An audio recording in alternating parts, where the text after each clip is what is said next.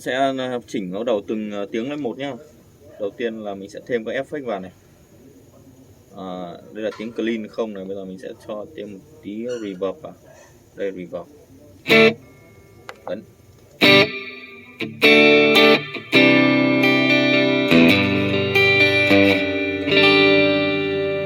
Tiếp theo là cho tí chorus này.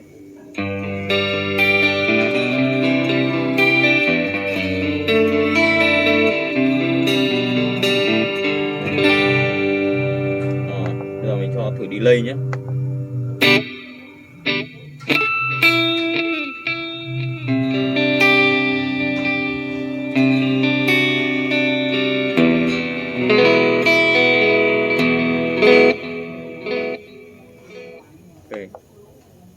Giờ mình sẽ thử cho một cái tiếng compressor để quạt trả này. Đây, com. Ấn com.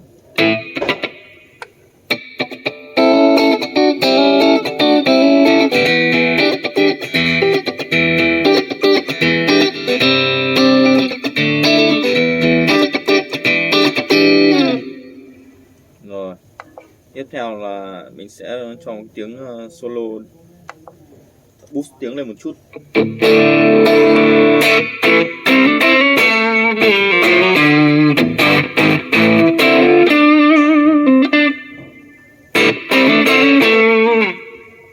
Bây giờ thêm một tí delay vào để solo.